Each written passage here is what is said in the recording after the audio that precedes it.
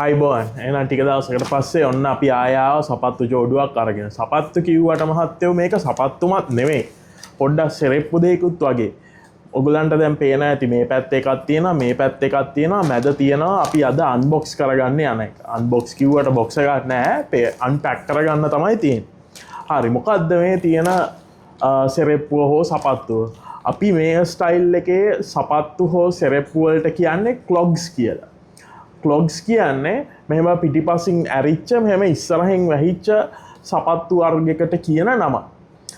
හැබැයි මේකට අපි කියන්නේ ක්‍රොක්ස් කියලා. ක්‍රොක්ස් කියලා. ඇයි අපි ඒකට ක්‍රොක්ස් කියන්නේ? ක්‍රොක්ස් කියන්නේ ඔයගොල්ලෝ බැලුවොත් මෙහෙම පේනවා මේ බ්‍රෑන්ඩ් එකේ නම තමයි ක්‍රොක්ස් කියන්නේ. කොහොමද මේ ක්‍රොක්ස් කියන බ්‍රෑන්ඩ් එක හැදුනේ කියලා අපි පොඩ්ඩක් කතා කරගමු මුලින්ම. මේ බ්‍රෑන්ඩ් එක මුලින්ම මේ ලෝකෙට එන්නේ 2002. මේක ඇවිල්ලා පොඩ්ඩක් මේ ස්නීකර් සීන් එකට අලුතෙන් ආපු බ්‍රෑන්ඩ් එකක් කිව්වොත් මම නිවැරදි කියලා මං හිතනවා. මේක පටන් ගත්තේ යාළුවෝ තුන්දෙනෙක් එකතු වෙලා. මේ තුන්දෙනා තමයි ලින්ඩන් හැන්සන්, ස්කොට් සිමන්ස් සහ ජෝර්ජ් බෝඩෙකර් කියන්නේ. මේ තුන්දෙනා ඒ දවස්වල යාළුවෝ වගේ හවසට යනවා බෝට්ටු පදින්න. ඒක තමයි ඒගොල්ලන්ගේ විනෝදාංශය. හැබැයි ඉතින් මේ බෝට්ටු පදිනකොට මේගොල්ලන්ට තිබිච්ච ලොකුම ප්‍රශ්නේ තමයි මේ බෝට්ටුවේදී දාන්න සුදුසු සපත්තු ජෝඩුවක් නොතිබිච්ච එක.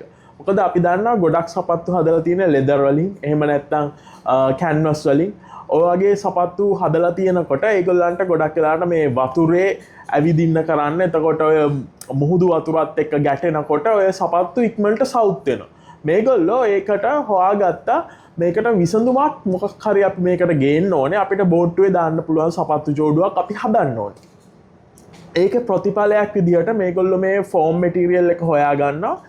ඊට පස්සේ ඒගොල්ලෝ ඒකට ක්‍රොක්ස් කියලා නම දානවා. නම දාන්න විශේෂ හේතුවක් තියෙනවා. අපි දන්නා කිඹුලා. කිඹුලාට තමයි ක්‍රොකඩයිල් කියන්නේ.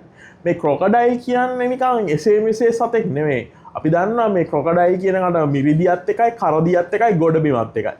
මූට ඔය කොහේ වුණත් හොඳින් ජීවත් වෙන්න පුළුවන්. දැන් මේ සපත්තු ජෝඩුව ගත්තත් මේක ඕන කාලගුණයකට ඕන වාතාවරණයකට ඔරොත්තු දෙනවා. ඔයාට නිකන් අවුව තියෙන ඒ වගේ වෙලාවක දාගෙනත් යන්න පුළුවන්. වැස්ස වෙලාවක දාගෙන යන්න පුළුවන්. කිසිම ප්‍රශ්නයක් වෙන්නේ නැහැ. ඔයාට ඔය ගොල්ලෝ වගේ බෝට්ටු පදින්න ආස නම් බෝට්ටුවේ දාගෙන යන්න පුළුවන්. කිසිම ප්‍රශ්නයක් නැහැ.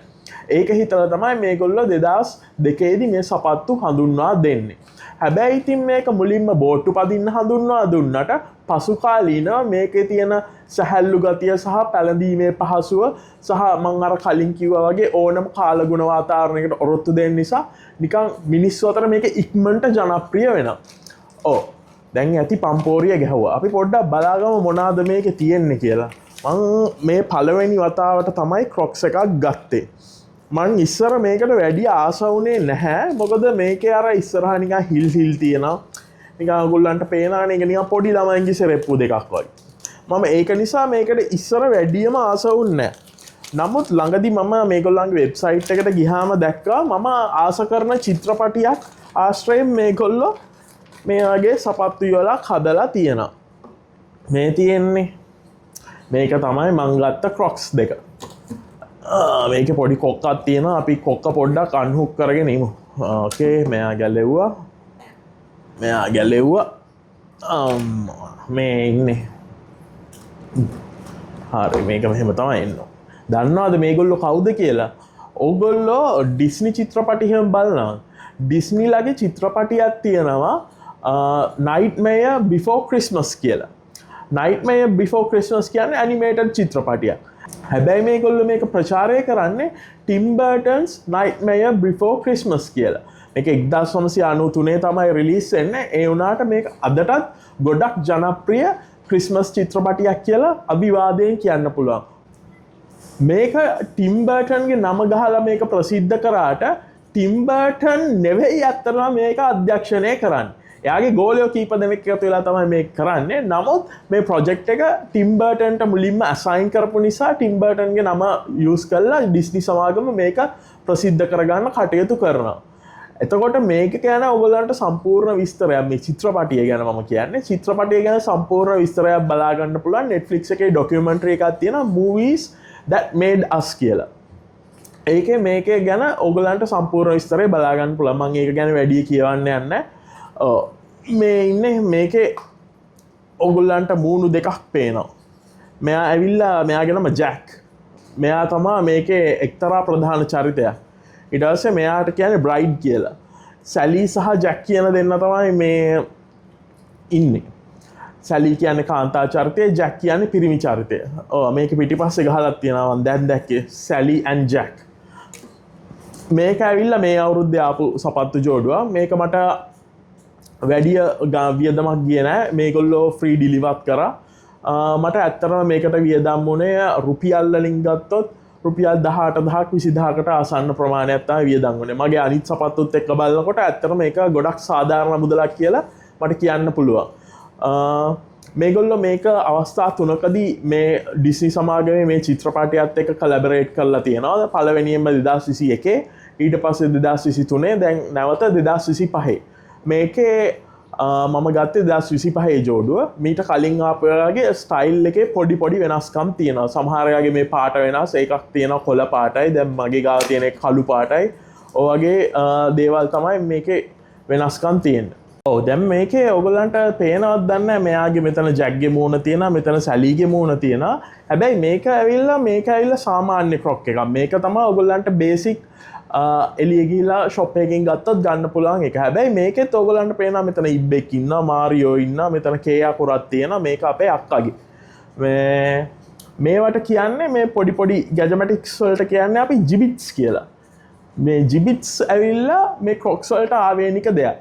මොකද මේක ගොඩක් කට්ටිය මං කියවනේ මේක අර පහසුවට පාවිච්චි කරන්න ගත්තට මේකේ කිසිම අනන්‍යතාවයක් නැති සපත්තු යුගලක් විදිහට තමයි ටික කාලයක් යනකල් ලෝකෙ මිනිස්සු දැක්කේ. මේක පහසුයි නිකන් ඕගොල්ලෝ වත්තට යනකොට උනත් දාගෙන යන්න පුළුවන්, කඩේ යනකොට දාගෙන යන්න පුළුවන්. හැබැයි මිනිස්සු මේක නිකන් අර ස්ටයිල් අයිකෝන් එකක් විදිහට දැක්කේ නැහැ නිකන් 2008 9 කාලේ වෙනකම්.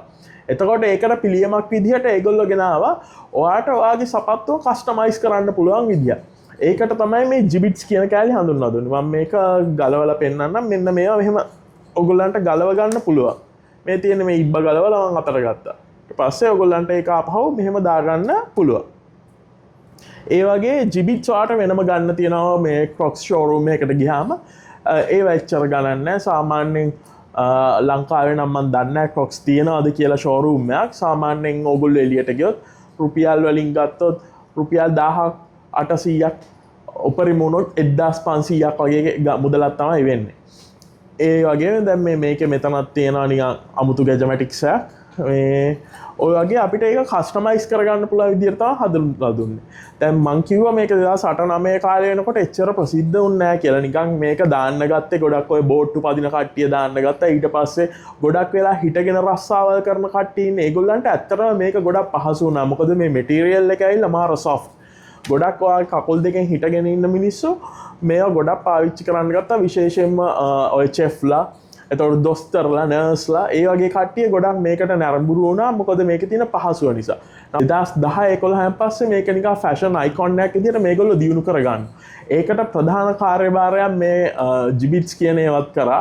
ඊට අමතරව දැන් මේ ඔයගොල්ලන්ට පේනවා මේක ඩිස්නිත් එක්ක එකතු වෙලා කරපු කලැබ් එකක්. මේගොල්ලෝ ඊට පස්සේ මේක ෆැෂන් අයිකන් එකක් කරගන්න මොකද කරන්නේ? මේගොල්ලෝ ආටිස්ට්ලා, ෆැෂන් ඩිසයිනර්ස්ලා එකතු කරගෙන ඒගොල්ලොත් එක්ක එක කලැබරේෂන් කරනවා.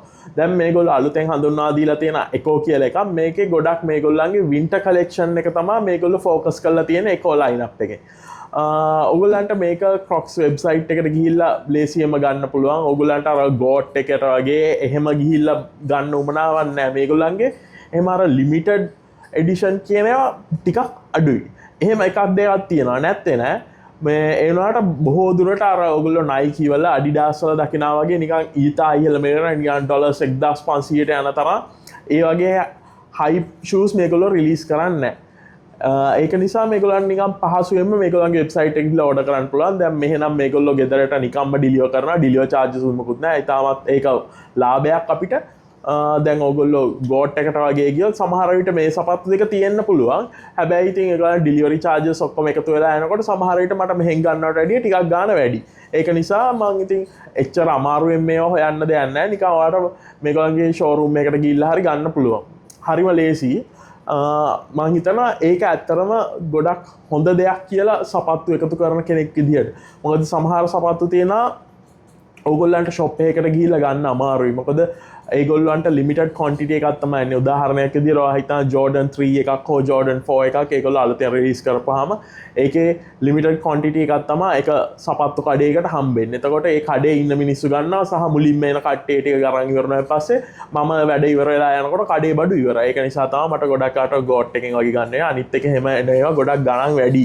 ප්‍රීසේල් මාකට් එකේ සමහරලාට ගණන් අඩුවට මට ගන්න පුළුවන්. දැන් මේගොල්ලන්ගේ එහෙම කිසිම ප්‍රශ්නයක් නැහැ. ඔයාට ඕන වෙලාවක ඕන මේගොල්ලන්ගේ ෂෝරූම් එකකට ගිහිල්ලා ලස්සනට මේ වගේ ලස්සන සපත්තු දෙයක් අරන් එන්න පුළුවන්. අපි එහෙනම් මේක දාගෙන බලමු.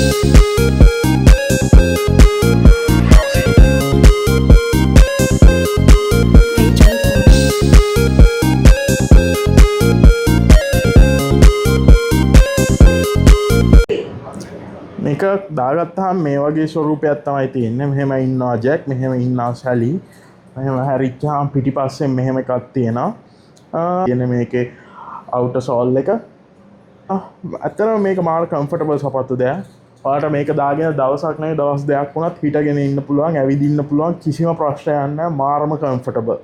මං ගාව තියෙන කම්ෆර්ටබල්ම සපත්තු වලින් එකක් කිව්වොත් මං නිවැරදි. ඉතින් ඔයගොල්ලෝ මේ වගේ ලස්සන සපත්තු දෙයක් අරන් try කරලා බලන්න. ඇත්තටම මේක අතේ තියෙන ගානට වටින සපත්තු දෙයක් කියලා මම රෙකමන්ඩ් කරනවා. හරි එහෙනම් අපි ආයෙ වීඩියෝ එකකින් හම්බෙමු. එහෙනම් තකන් subscribe කරන්න, like කරන්න. තව ඉස්සරහට එන වීඩියෝ බලන්න.